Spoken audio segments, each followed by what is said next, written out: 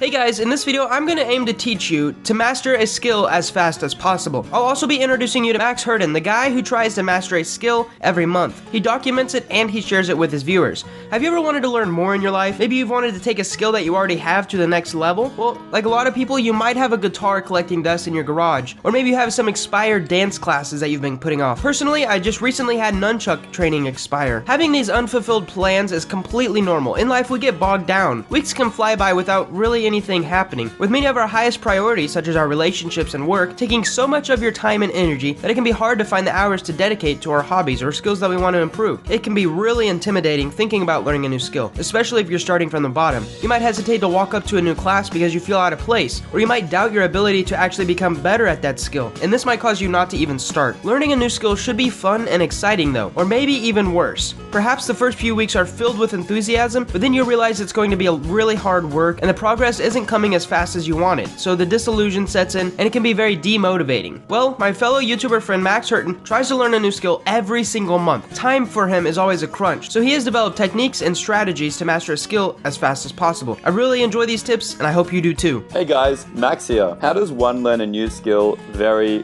quickly? So quickly that they intend to learn a new skill every month? Well, that's what I've attempted to set to find out. I've had people in my life speak about their ambitions to learn a new skill, but hesitate to take that journey to learning it. So I decided to figure out the best techniques to learn something fast and share them with you all to encourage you to follow your own passions. For Max's monthly challenge, I learn a new skill every month, from violin to backflips, salsa dancing, skateboarding, and all kinds of interesting things to train my brain on something new. It hasn't been easy, but so far on the journey, I've learned a few key principles that are crucial for developing a skill in a short period of time. Number one, get the fundamentals right. When you have such little time, you can't afford to mess around by getting some of the important basics incorrect. When you miss some of the fundamentals, you start to learn bad habits, which will mean you can never get really good at the skill you're trying to learn. Bad habits can stunt your progress massively. Take it easy in the beginning, even though you will be excited, and break down the most basic skills, so you can focus on what you'll need to be able to take any skill to the next level. Number two, small chunk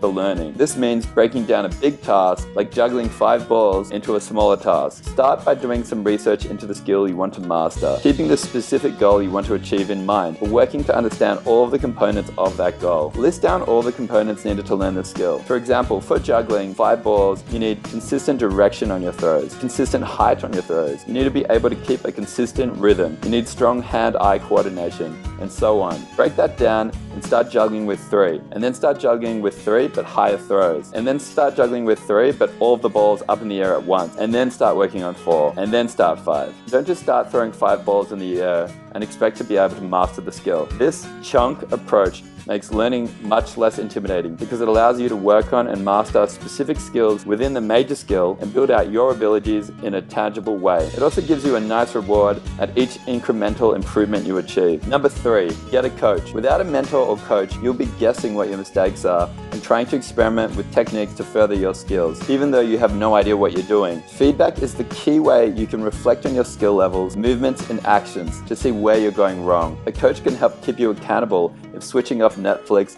and working on your skill is a challenge for you. Number 4, avoid information overload. Don't spend hours browsing for more and more information. It's important to start the process with an understanding of what you're trying to achieve, but not so much so that you don't get started. You might find yourself with information overload that will end up freezing your brain and slowing your progress. Some people just love to learn, but don't want to actually start putting in the work. Muscle memory can be a powerful ally, so just start. Start learning those smaller skills from your chunk learning. You will need to rely on your muscle memory and your subconscious for many skills. The information doesn't all need to be in the front of your mind to get you started. Number 5, practice. Be consistent. Don't just do something 3 times in a week and expect to hold that skill level a month later after not practicing. At the end of the day, the number one thing that will get you over the line in terms of mastering a skill is practice. So, practice smart, practice frequently, practice in small sessions so you don't get burnt out. I found that to meet my expectations about getting to a certain level of learning within a month, that small, regular sessions are better than long, infrequent sessions. Number 6, have a strong why. Why do you actually want this skill? The deeper you understand your why,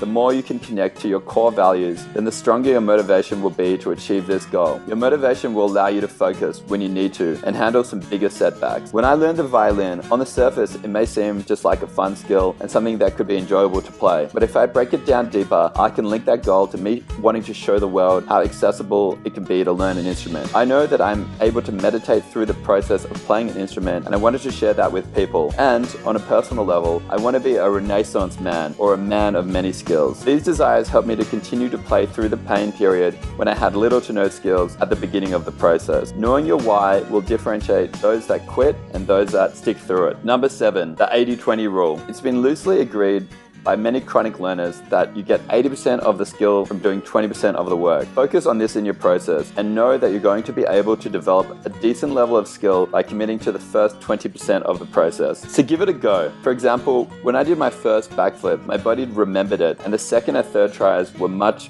easier as I knew what to expect. With all this in mind, I wish you the best of luck learning whatever new skill that you wish to achieve. And I wanted to give a huge thanks to Theodore for this collaboration. One more time, those 7 tips were: get the fundamentals right. Number 2, use chunk learning. Number 3, get a coach if needed. Number 4, avoid information overload. That basically means go out and actually do something. Number 5, practice. You need to put in the time. Number 6, have a strong why. Number 7, focus on the 80% of stuff that will give you the highest benefit. You guys can check out Maxwell's channel where he learns a new thing every single month and posts a video of his progress in the link below or on these end screens. I think he's got a really interesting concept, and I hope you guys enjoyed this video, and thank you so much for watching.